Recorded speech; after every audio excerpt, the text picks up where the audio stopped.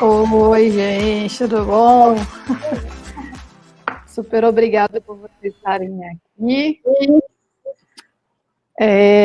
Eu trouxe algumas perguntas para a gente conduzir esse papo, mas eu acho que, assim, eu quero que essa conversa, ela seja uma conversa super aberta e fiquem à vontade também, quem está no chat, para perguntar. E vocês também podem fazer perguntas, tipo, não sou só eu que faço pergunta, tá bom? Eu queria começar que vocês se apresentassem um pouco para quem não conhece vocês, contem um pouquinho quem são vocês e qual que é o papel de vocês dentro da comunidade. Posso começar? Pode. Oi, gente, eu sou a Carol, sou aqui de Recife. Eu originalmente sou de outra área, eu sou formada em Engenharia Civil e Administração, e aí desde o ano passado eu tenho me aventurado pela computação, pela tecnologia. Esse ano eu comecei a trabalhar como engenheira de software júnior, sou super aprendiz aí, mas estou bastante envolvida em várias comunidades. Sempre que posso, tento colaborar aí com um pouco que eu sei. E Ruby foi a minha primeira linguagem, então tenho um carinho muito especial por essa comunidade. Fico feliz de que esses encontros estejam acontecendo e que eu possa estar aqui com vocês hoje. Opa, boa tarde, pessoal. Prazer, eu sou a Carol, para quem não me conhece, eu tô na comunidade desde 2016. Eu comecei já direto com Ruby, então é a minha primeira linguagem. E então minha primeira comunidade que eu fui conhecer mesmo já foi direto do Ruby. Eu tive aula de front-end com a Alda e ela falou de envolvimento com comunidade. É engraçado que eu conheci a Alda sem saber quem era a Alda, óbvio, todo mundo conhece alguém do zero. E é muito legal porque eu lembro da gente sair para almoçar e ela contar da ideia que ela tinha de fazer o Codamos.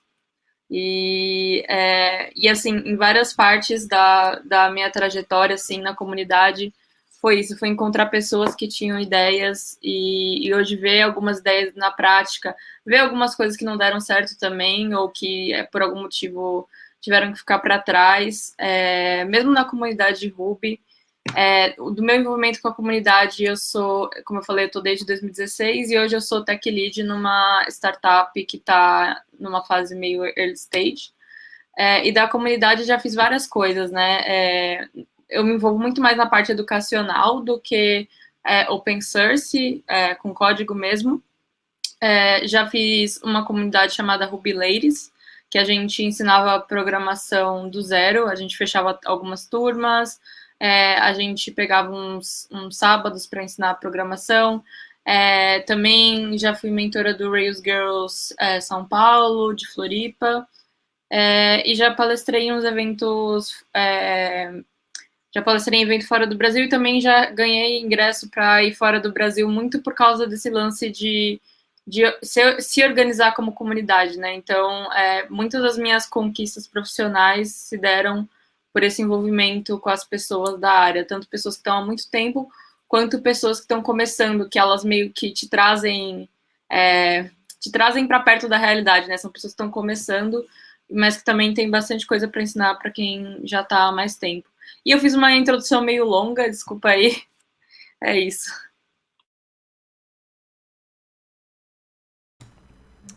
Bom, boa tarde, pessoal. Eu sou o Felipe. Eu tenho mais ou menos uns 12 anos de experiência profissional em desenvolvimento de software e boa parte disso foi com Ruby. Então, eu fico mais no backstage assim da comunidade. Eu participei muito dos gurus que existiam lá desde 2011, quando eu comecei a programar em Ruby. Tentei ajudar em alguns esforços da comunidade, tipo Codamos no começo e tudo mais. É, e agora hoje eu programo mais em Elixir, mas eu ainda adoro Ruby e se tiver a oportunidade de participar da comunidade, eu tô aí. Eu tenho o maior respeito pela linguagem, pela comunidade. É, e é isso, acho que a introdução mais rápida seria isso. Eu trabalhei com a Carol já também. Acho que, gente, é muito maravilhoso estar com vocês aqui hoje, e é muito louco essa coisa de tempo, né, que a gente se viu numa época, tipo, há muitos anos atrás, e hoje a gente está, sei lá, alguns anos na frente, cada um fazendo um negócio, e fui professora da Carol, tipo, quando eu paro para pensar nisso, eu falo assim, nossa, gente, que coisa, como a comunidade é um negócio muito louco. E aí, só para me apresentar rapidinho, eu sou Alda Rocha, eu tenho um projeto Codamos, que hoje ele está pausado, porque, né, pandemia, saúde mental, então a gente está muito pensando nesse foco de cuidar de do momento em que a gente está. Então, o projeto está pausado, mas assim, não significa que ele foi descontinuado, tá, gente? Quando eu tiver com a cabeça um pouquinho mais legal e as coisas estiverem um pouco mais tranquilas, a gente retoma. Eu acho que esse foi um aprendizado que eu tive dentro do contexto de comunidade, é que as coisas, assim, você não precisa ter pressa, tá? Então, faz as coisas no teu tempo, não compromete a tua saúde, e as pessoas vão entender e tá tudo bem, tá tudo certo. Então, começando um pouco esse debate, eu queria trazer a primeira pergunta, que é o seguinte: o que é comunidade para vocês? Então, eu queria ouvir de cada um de vocês o que é comunidade.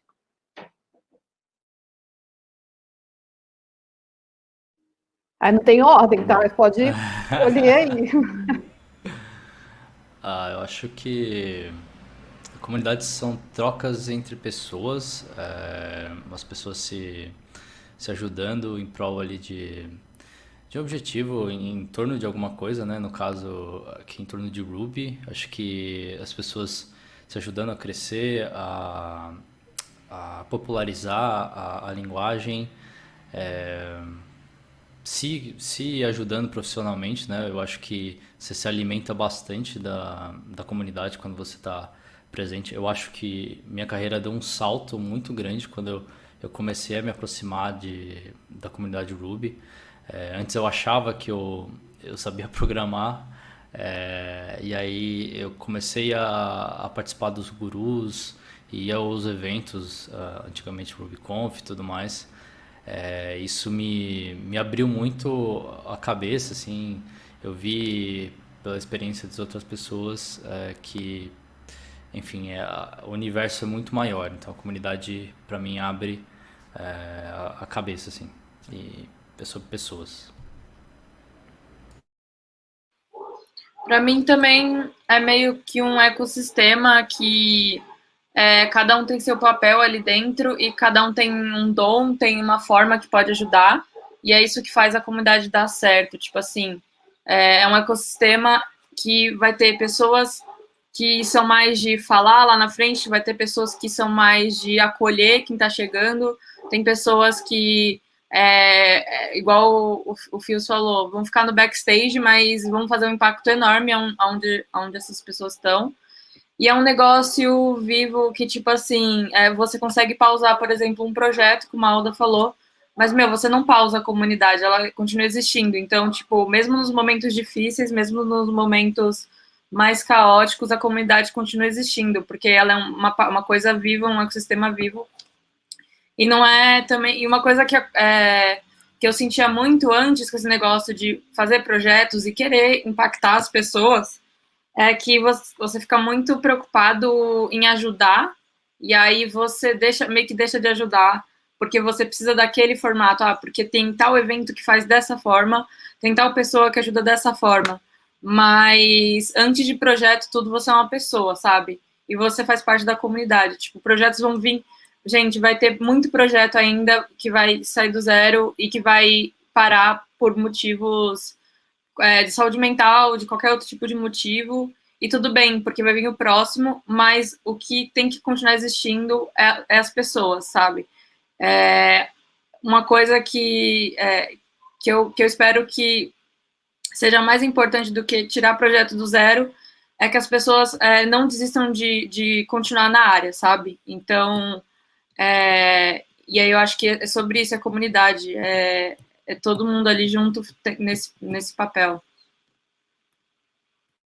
Eu concordo muito com o que vocês falaram, e além disso, né, para mim, como eu falei rapidamente, por eu vir de outra área, para mim isso tudo foi muita novidade, assim, é muito louco como a gente pode se ajudar, né, nessa área. E comunidade, para mim, é aquela sensação de pertencimento.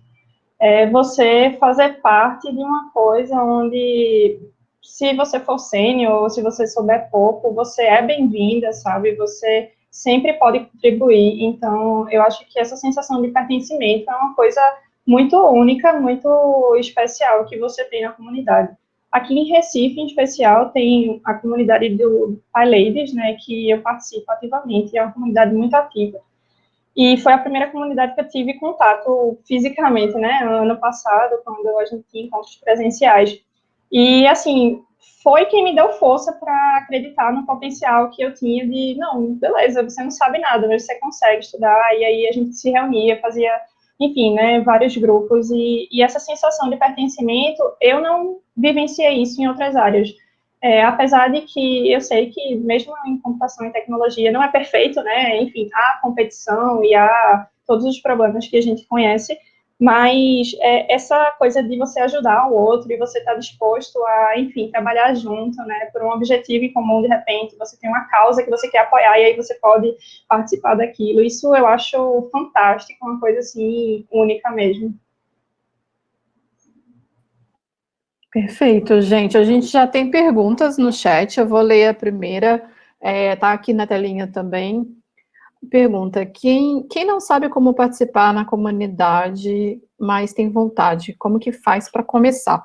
Eu acho que esse é o primeiro desafio, né? Tipo, a gente fala sobre comunidade, a gente fala sobre um grupo de pessoas que às vezes pode até ser colocado na caixinha de panelinha em alguns momentos, né? E as pessoas têm muito receio de como que eu faço para fazer parte desse movimento. Como que vocês acham que dá para começar?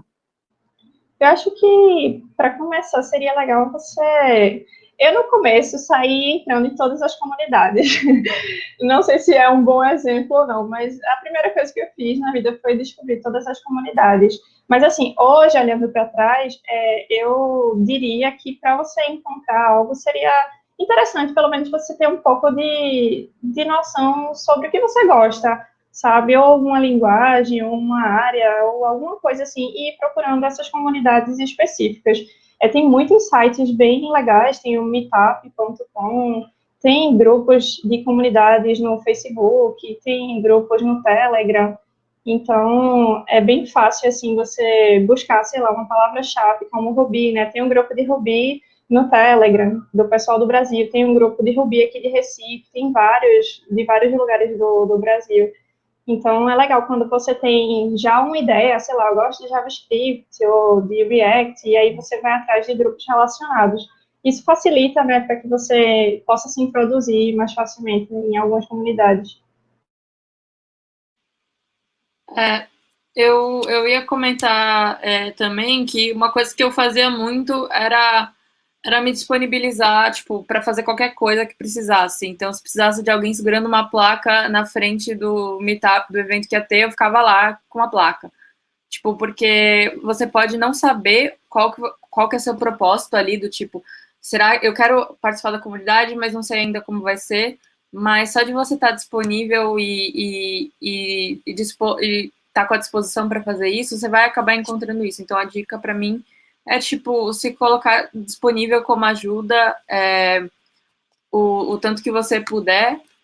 No contexto de evento é mais fácil, porque aí é você ir lá e ajudar dessa forma. Agora, com coronavírus e tal, esses eventos online, a forma de começar seria entrando nos grupos, trocando ideia. Tem muito grupo de programação, tipo, sei lá, tem grupo de Ruby que tem gente tirando dúvida o dia inteiro lá sobre problemas técnicos. Você pode não saber resolver, mas você pode trocar uma ideia sobre aquilo ou aprender algo. Então, eu diria que é tipo ter um pouco de cara de pau mesmo e falar que você quer participar mais, que você quer se envolver e vai que vai. E complementando o que você falou, a comunidade vive de trabalho voluntário, né? Então, precisa sempre, o tempo inteiro, de pessoas dispostas a ajudar, mesmo que seja segurando uma placa num evento, porque realmente a gente vive muito da vontade das pessoas de querer fazer parte. Então, eu acho que essa é uma excelente dica também de iniciativa. E eu acho que a Carol também, eu já vou deixar você falar, Felipe, calma aí, estou só amarrando o raciocínio aqui. A Carol também trouxe essa perspectiva de que, gente, tem aquele, sabe, aquele momento de reflexão, assim, tipo, beleza, o que eu quero, né? E o que faz sentido para mim? E tentar começar por ali. A gente tem muitos grupos que têm, assim, subgrupos, inclusive, dentro do próprio contexto. Então, tipo, tem o grupo das mulheres em tecnologia, tem o grupo tem vários nichos que também é um bom caminho para você começar, se você não quer ainda entrar numa comunidade tão grande assim. De repente, recorrer a esses grupos que são subgrupos dentro do contexto maior, eu acho que faz também um enorme sentido. E para você, Felipe? Eu vou falar mais ou menos a minha experiência entrando na comunidade de Ruby lá no começo. Eu sempre fui muito tímido e durante muito tempo eu ia para o Guru e ficava quietão. Mas eu ia, eu fazia questão de ir, então eu acho que é importante esse primeiro passo, encontre a comunidade mais próxima. Agora na pandemia vão ser todas online, mas encontre a comunidade mais próxima e vai, experimenta. Uma hora você vai poder ajudar em alguma coisa. Acho que é isso que as Caróis e a Alda falaram. É basicamente isso. Não tem muito a dizer a mais. E muita calma com ansiedade, né? Nem todo mundo que entra para a comunidade já entra organizando alguma coisa. Às vezes, só assistindo todas as palestras e participando também é um jeito de fazer parte, né, dessa comunidade. Tem meetup aí que sempre precisa de gente participando, né? Então, você ir assistir e dar... poxa, legal que esse meetup teve 15, 16, 35 pessoas, isso também é uma forma de fazer com que a comunidade se sinta que está rolando, sinta que está, né, rolando essa colaboração. A gente tem mais... Pode falar, Carol. Eu queria só incluir uma coisa sobre o que a Carol falou, que essa parte do voluntariado foi o que fez a diferença para mim. A minha primeira experiência foi como voluntária numa conferência. Eu fui voluntária 4 dias, e ser voluntário em conferências e encontros, enfim, tem uma contrapartida, né, que geralmente o voluntário ele não precisa pagar a inscrição para o evento. Então, é também uma porta de entrada muito massa para você que nunca teve contato, ou você que quer conhecer uma comunidade, porque eu acho que em todas as conferências mundiais, assim, você pode se inscrever como voluntário, e aí, como contrapartida, você pode assistir um dia de palestra todos os dias, e isso é fantástico, assim, eu acho muito massa. Bem legal, gente. A gente tem outra pergunta. Como que vocês escolheram entrar para tecnologia? Em especial para Carol, como foi escolher tech como segunda carreira? Aí agora aqui, Carol, né? As duas podem responder. Eu acho que é a outra Carol. Foi para mim. Assim, é muito difícil resumir, né, em poucas palavras, o que é mudar de carreira, tanto que agora eu costumo dizer que eu estou desenvolvedora, né, a minha profissão não me resume, né, eu não sou só isso. Mas, assim, foi uma decisão muito longa e foi meio inusitada. Em 2018, eu tive a oportunidade... Eu fiz engenharia, né? Então, a gente viu alguma coisa de computação, mas muito pouco, muito superficial. Eu vi C na época, não me pergunte nada, porque eu não vou lembrar. Mas, assim, se deu de forma gradativa, porque, enfim, a situação de engenharia civil no Brasil, a gente sabe como é, né? Em relação a emprego e estágio era bem difícil na época, e aí em 2018 eu tive essa oportunidade de fazer o intercâmbio, e eu tive um grande período de férias, e eu morava na Rússia, e meu marido estava comigo, e ele trabalha com Ruby, e aí ele disse, tem essa linguagem aí, por que tu não dá uma estudada? Porque eu estava já entediada de ficar fazendo nada, né? E aí foi quando eu tive o primeiro contato e etc. E aos poucos, de 2018 para agora, eu fui tendo algumas oportunidades, geralmente relacionadas à engenharia, porque eu participei de hackathons com o tema de engenharia, né? Sempre na parte de negócios ou de administração, que era a minha formação. E aí foi quando eu comecei a ver a possibilidade do mundo de tecnologia, né? Eu vi que eu poderia unir essas áreas de conhecimento. E eu vejo hoje, trabalhando como engenheira de software, que isso faz muito sentido, principalmente em questão de resolver problema, né? A gente tem esse pensamento enfim, a gente acaba aprendendo na faculdade e tem sido uma experiência muito massa, muito desafiadora. E com certeza eu precisei sair da minha zona de conforto, né, para fazer o que eu faço agora. É bem difícil, bem frustrante várias vezes, mas é muito massa, e eu gosto, e é por isso que eu tô me desafiando, né? E é o que paga minhas contas, então une o útil ao agradável, uma coisa que eu gosto bastante. E, enfim, para mim é basicamente isso. E vocês, gente? Acho que dá tempo de vocês responderem como que vocês escolheram entrar para tecnologia? Eu vou falar bem rápido. Desculpa. Manda ver, cara. Não, só ia comentar também que eu ia falar rápido. Eu não tenho esse histórico de hacker que é tipo assim, desde pequeno eu sabia que eu ia programar e tal, eu adoro fazer isso. Eu sei lá, eu só tinha que prestar vestibular e eu não sabia o que fazer. Daí eu prestei vestibular para tipo análise e desenvolvimento de sistemas. Fiquei um ano na faculdade, achei que não era para mim. Aí comecei uns meetups de comunidade e eu só segui a carreira porque eu conheci a comunidade e vi que era normal ter dificuldades, assim, na faculdade, ou você tira nota boa e é para você, ou você tira uma nota ruim e você não se adequa naquilo, né? Então eu não me sentia muito adequada ali naquele meio de faculdade, mas quando eu comecei a ir para meetup, eu senti isso. Então, eu me senti melhor. Então, é uma coisa que eu nunca tinha parado para pensar como a comunidade me afetou, assim, pode ser que eu nem tivesse ido para essa carreira de programação, porque eu estava realmente quase desistindo, achando que não era para mim, e é a maior besteira, porque eu sou boa no que eu faço, sabe? Então, eu poderia ter desperdiçado isso se não fosse a comunidade. Mas eu comecei de uma maneira bem tipo, preciso trabalhar, né? O que eu escolho aqui? Não quero ser dentista, não quero ser isso, não quero ser aquilo. Sobrou isso daqui. Ainda bem que você veio pra tech. Enfim, eu comecei de uma maneira um pouco oposta ao que a Carol falou agora, que foi mais ou menos quando tinha uns 10 anos, eu assisti Matrix, e aí eu, não sei porquê, curti muito aquela história de programação e tudo mais, e aí eu sabia que eu queria seguir em tecnologia, enchi o saco da minha mãe para ela me botar em cursinhos e fiz aqueles cursinhos profissionalizantes quando eu era mais jovem e depois eu continuei estudando.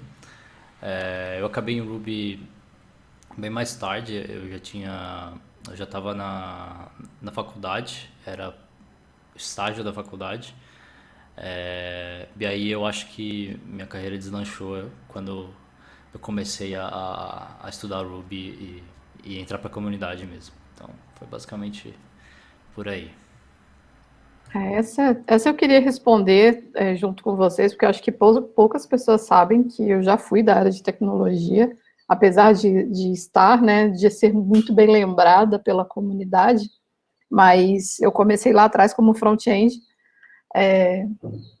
naquela época toda que todo mundo fala que era tudo mato, então eu era uma dessas pessoas que estava ali ajudando a capinar um mato para a gente construir uma internet em 1998, e fui para a área de tecnologia porque eu estava um pouco cansada do designer gráfico, que era uma coisa muito estática, era uma coisa muito demorada, e a emoção que a gente sentia na época de conseguir construir alguma coisa e ver ao vivo aquela coisa aparecendo na tua frente, eu acho que foi o que me fez ficar na área por 12 anos. Eu fiquei na área de tecnologia por 12 anos, até que eu migrei para designer de novo, né, e virei UX, mas fez bastante tempo parte da minha vida. Acho que todo mundo tem uma história bem legal para contar sobre como entrou.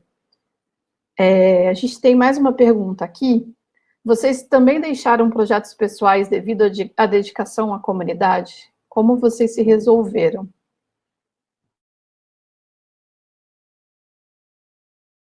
E aí, gente, vocês deixaram projetos pessoais porque estavam dedicados demais para a comunidade? Aquela coisa do estou dando minha alma para a comunidade e não consigo nem pentear meu cabelo direito. Não tem tempo. Isso aconteceu um pouco comigo no ano passado, né? Eu, como estava conhecendo muitas comunidades, passei a fazer mais atividades do que eu era capaz de fazer, de fato. E depois de um tempo, eu comecei a perceber isso, que simplesmente não era possível. E, infelizmente, a coisa mais preciosa que a gente tem é o nosso tempo, e que as atividades precisavam ser priorizadas. Para mim foi bem difícil. Eu geralmente sou esse tipo de pessoa que gosta de fazer coisas o tempo todo, domingo a domingo, mas não dá. E a idade chega, um dia você está cansado. Tipo agora, eu sempre tento estudar, né? A gente está fadado a gostar e estudar a vida toda. E geralmente, quando eu largo do trabalho, de noite eu já estou muito cansada. Então, meio que agora eu tenho mais paciência comigo, me perdoo mais vezes e digo, ó, hoje não dá. Eu vou estudar no sábado, no domingo, eu vou fazer esse projeto outro dia, ou vou demorar mais para terminar esse projeto. Eu sou mais verdadeira assim comigo. Eu conto a verdade, né? Não fico me enganando mais, dizendo, não, vamos fazer tudo que você vai conseguir. Então, acho que é bem isso mesmo, é você aprender a priorizar, a saber o que é mais importante para você no momento. Eu vou falar bem rápido. Eu tenho essa tendência a me dedicar a isso e deixar projeto pessoal e várias outras coisas, às vezes esquecer de comer, esquecer de fazer alguma coisa que era mais sério de ser feito. Não vale a pena.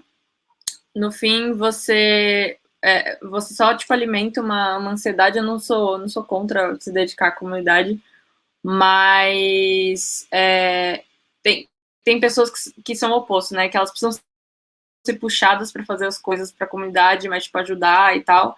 E tem pessoas que você precisa falar para elas assim, olha, eu acho que você está se doando um pouco demais, né? Então, tipo, ter alguém ali para te falar, olha, então eu acho que você tinha que tomar um chazinho, ficar na sua casa hoje. E é isso. Eu já deixei várias coisas por causa disso. E eu acho que são fases. Tem que ter equilíbrio, né? Então, uma hora pode ser muito puxada porque tá perto de um evento e tal, mas não pode ser só isso, sabe? Então você compensa esses momentos também.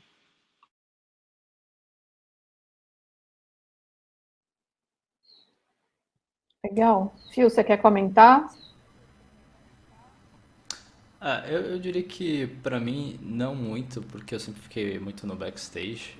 No máximo eu perdi, entre aspas, alguns fins de semana programando, contribuindo para open source, mas eu acho que eu tava me divertindo bastante, então não acabei deixando nada pessoal de lado.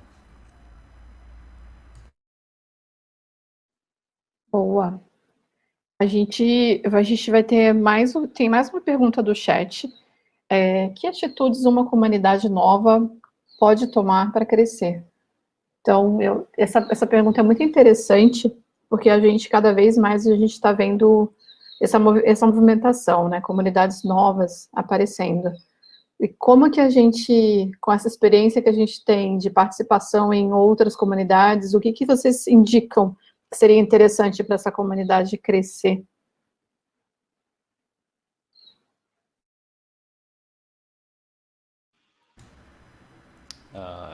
Eu diria que ser mais inclusiva. É, eu acho que a gente começou a mudar bastante. Eu tenho a impressão de que a comunidade Ruby evoluiu bastante nesse sentido, muito por, pelo trabalho do Codamos, mas eu acho que até um pouco antes era uma coisa que era muito evidente no começo. a maioria eram só caras, né? E, enfim, acho que ter uma segurança a mais para as pessoas participarem é algo muito importante. Aí vou dar a palavra para vocês que quiserem complementar. Bom, eu acho que toda comunidade nova, ela começa com uma pessoa conversando com a outra, pô, podia ter isso daqui, né? Eu sinto falta disso e tal. Uma coisa que eu penso às vezes, eu não sou contra ficar criando comunidade, mas às vezes eu vejo, tipo, isso daqui não tá legal, eu vou pegar, tipo, pegar a bola e ir pra outro lugar, sabe? Tipo, tá todo mundo lá na quadra jogando futebol, acontece algo que você não gosta, e aí você pega a bola e sai, assim. Isso não tô falando isso pra casos extremos, eu tô falando, por exemplo, de tipo, você tá no evento que você não gosta do formato e tal, mas às vezes a pessoa que tá lá organizando, ela não sabe disso. Então, tipo, comunicação é muito importante também. E assim, o que eu acho que acontece é que existem comunidades que os próprios organizadores dão a entender que tipo, o projeto é deles e não é da comunidade, né? Então, isso acaba fazendo com que as pessoas elas não sintam essa liberdade também para falar, putz, eu não gosto disso ou daquilo. O que eu vi uma palestra faz um tempo, assim, do Jorge contando a trajetória do Guru São Paulo, né? Não sei se era do Guru São Paulo ou se era Ruby no contexto geral do Brasil. E eu tinha coisas ali que eu nem sabia da comunidade de Ruby, porque eu não estava há tanto tempo, assim. E foi tudo na base eu vi muita mudança na base da conversa e do tipo falar, gente, isso aqui não é legal fazer, isso daqui, tipo, anos 2000, vamos amadurecer, né? E eu acho que para uma comunidade nova crescer, ela precisa aprender com os erros da comunidade anterior ou do porquê a anterior não é suficiente, sabe? E ouvir as pessoas e dar um senso de pertencimento do tipo, você pode ser a pessoa que tá lá com a conta do Twitter e tudo bem, mas você não tá fazendo isso sozinho e você precisa das pessoas com você. Então, como eu falei, é um negócio vivo, assim. Às vezes você quer criar um negócio que as pessoas não querem. É como se fosse cultura de empresa, né? São as pessoas que fazem. Então, você pode ter a melhor das intenções, mas você precisa das pessoas com você também. E elas precisam poder confiar em você, elas precisam poder contar com você. Então, eu acho que essas são as atitudes que dá para ter. Eu também acho que é justamente isso, né? Como eu tinha comentado no início, essa sensação de pertencimento. Como a comunidade onde eu mais participo são as PyLadies, então a minha experiência basicamente sempre vem de lá. E no dia a dia, uma coisa que eu acho muito massa que a gente faz e que outras comunidades poderiam fazer é ter esse relacionamento bem próximo.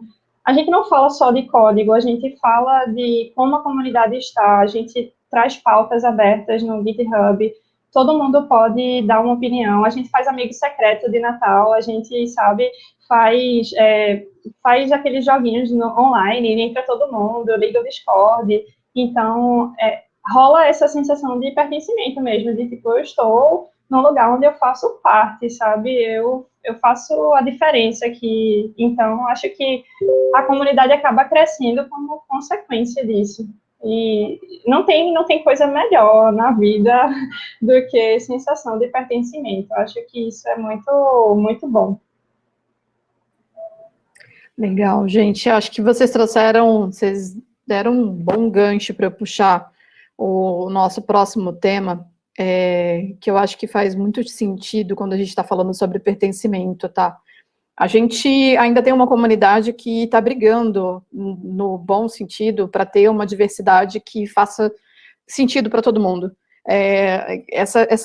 Esse nosso histórico foram muitas lutas, aos poucos, para a gente conseguir, por exemplo, garantir a segurança das mulheres nos eventos, garantir que as mulheres consigam ser respeitadas, que elas consigam ter espaço, que elas consigam subir ao palco. Então, eu vejo que a gente ainda está nessa luta. Então, a gente ainda tem um aprendizado a gente ainda exclui alguns recortes de diversidade, e a gente ainda precisa aprender muito sobre esse tema, a gente precisa ainda evoluir demais sobre essa pauta.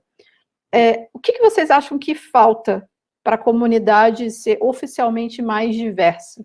Na cabeça de vocês, assim, dentro do contexto que vocês estão hoje, o que vocês acham que está faltando? Eu acredito que esteja faltando um pouco de apoio para essas pessoas, sabe? Muitas vezes é bem complicado, como recentemente teve o caso do Nubank, com a frase que a CEO falou, né, que não temos pessoas negras em cargos de liderança. Então, a nossa função deveria ser justamente capacitar essas pessoas, trazer para perto de nós. Então, eu sempre falo para colegas e amigos, se você é um homem, trabalha numa empresa, sei lá, seja mentor para uma mulher ou para um negro, para uma pessoa que é de outra área e que gostaria de migrar, sabe? Eu acho que sendo alguém que possa instruir o outro, isso acaba facilitando com que outras pessoas possam ser mais incluídas, né? E não somente dizer, aqui tem espaço para você, você que não sabe o suficiente, se vire aí para aprender e aí você chega aqui. E não é assim, sabe? Muitas vezes a gente tem que ir atrás mesmo, tem que ir atrás e dizer, você consegue. Aí a pessoa desiste, aí você dizer de novo, você consegue, vamos. Segura aqui na minha mão e a gente vai junto. Então, acho que dar esse apoio, oferecer esse apoio é muito importante. Para mim, fez toda a diferença. Eu nunca vou me esquecer, na primeira semana do meu trabalho, eu estava desesperada com a síndrome da impostora, eu não estou no lugar, eu vou fazer tudo errado. E o meu colega disse para mim, não se preocupe, a gente é um time. Você vai conseguir porque a gente vai fazer junto, não tem problema. Então, para mim, esse apoio foi fundamental. E eu tento ser esse apoio para pessoas que precisam ou não, porque às vezes alguém pode não ter coragem de dizer ou de pedir ajuda, mas a gente tem que estar sempre atento para poder apoiar, né, o outro. Mais alguém quer comentar, gente? Eu não queria atropelar ninguém, mas eu estou começando a falar aqui.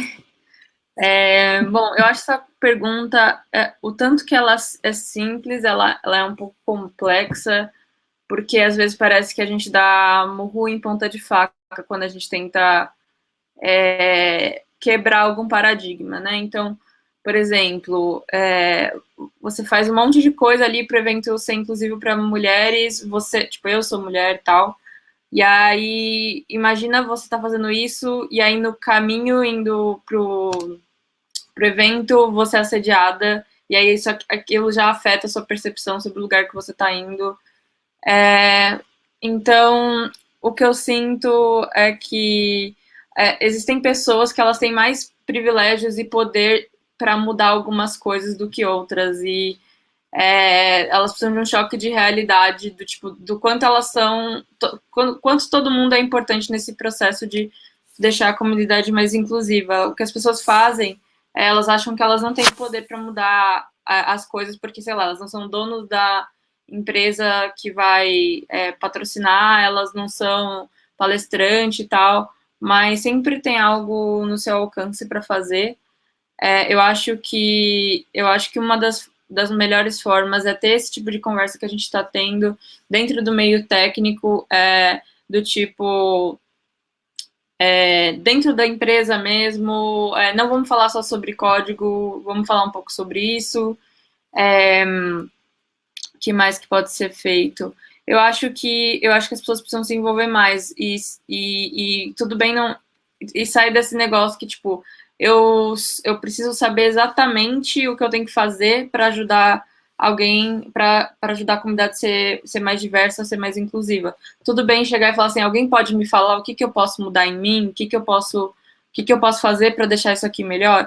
Ou tipo, se tem alguém que está fazendo algo errado, como que eu vou chegar naquela pessoa e fazer com que ela pare de fazer isso e melhor ainda, tipo assim, ela enxergue o erro dela e consiga, tipo, propagar, tipo, coisas boas no redor dela também. Eu acho que é tudo questão de comunicação e vontade de mudar as coisas. E basicamente é isso para mim. Eu concordo com o que a Carol e a Carol disseram.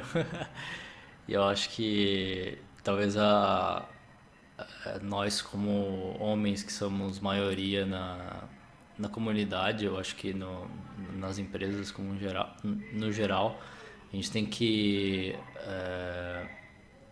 prestar mais atenção, ouvir mais e tentar ajudar mais a mudar isso, porque eu acho que muitas vezes a gente nem sabe o privilégio que a gente tem. Então acho que tem que ter um pouquinho mais de humildade, escutar mais, fazer isso que a Carol Brito falou, ajudar as pessoas que são minorias na sua empresa. Eu fico pensando hoje, se eu não tivesse ajuda, eu provavelmente seria metade do que eu sou hoje. Então eu acho que ajudar as pessoas a elevar o nível técnico delas. E é isso, conversar mais sobre diversidade, não ter medo, não é um bicho de sete cabeças, é uma coisa que tá ali, tá na nossa sociedade e a gente tem que conversar. Então, concordo com Um tudo exemplo isso que elas bem prático para mim é o impacto que o Fios teve na minha vida, assim, tipo, pelo menos a profissional, porque a gente trabalhou junto. E assim, esse negócio de ajudar, tipo, tinha a questão dele me ajudar, tipo, porque a gente trabalhava junto, mas eu acho que ele foi uma das primeiras pessoas a me incentivar a palestrar e a fazer as coisas. Eu não me via dessa forma. Então, às vezes, é só um empurrãozinho que você precisa dar, tipo, para a pessoa ver como ela consegue impactar as pessoas sendo ela, sabe? Tipo assim, às vezes ela não vê os talentos dela, ela não vê as habilidades dela, e você com esse olhar de fora, você pode incentivar bastante a pessoa também. E ter aquela ideia, né, de que não precisa ser perfeito. Basta que você vá lá e faça o seu melhor. Isso é bem importante. Sim. E, gente, vocês falaram sobre coisas muito importantes, e eu acho que, só para completar esse manual de dicas que a gente está dando aqui para a comunidade, para como ela ficar mais diversa e como ela chegar nesse ponto, né, de ser um pouco mais diversa, eu acho que a nossa comunidade como um todo, ela precisa estar mais interessada em estudar sobre os temas, as pautas, os assuntos. Às vezes eu sinto que a gente está sempre buscando alguém que ensine a gente as coisas, sabe? Não estou falando das coisas da vida, assim, não estou falando nem sobre código. E eu acho que também precisa partir da gente esse interesse em entender temas que são um pouco mais complexos, ler, correr atrás sobre racismo, ouvir, entender o que é o contexto de machismo, o que é homofobia, e a gente conseguir correr atrás desses termos para a gente estudar e a gente também conseguir fazer as perguntas certas dentro do contexto que a gente está. Porque, às vezes, é uma pergunta, às vezes é um questionamento, às vezes é até um espaço que é aberto dentro de um evento, em que você faz uma pergunta e você já está trazendo um pouco mais, um olhar um pouco mais diverso para aquele momento. Eu acho que a comunidade como um todo, ela tem que se preocupar em estudar um pouco mais sobre essa questão e a pauta de diversidade em si. A gente tem feito pouco dessa lição, a gente tem lido pouco sobre branquitude, sobre todos os privilégios que a gente tem hoje, e que a gente acaba espalhando isso no nosso dia a dia e nos lugares em que a gente frequenta. Então, acho que, inclusive, essas pautas mais de diversidade, inclusive pautas emocionais, sabe, pautas do tipo, pautas sociais, pautas de falar sobre saúde, sobre pessoas que, de repente, estão passando por um momento de saúde mental difícil, sabe, está difícil, então, a gente conseguir conversar sobre isso sem receio, sabe, ter um lugar seguro para falar, eu imagino que seria um papel muito importante para a comunidade. A gente ainda está um pouquinho distante desse lugar, mas eu acredito que dá para chegar. Então, é só complementando o que vocês trouxeram, que eu acho que é super relevante. E eu queria entender, gente, na visão de vocês, qual foi, assim, a experiência que vocês tiveram dentro da comunidade, que vocês tiveram, assim, tipo, o primeiro contato com diversidade, na cara de vocês, assim? Como é que foi essa experiência? Tipo, acho que eu estou passando por um momento que eu nunca passei antes.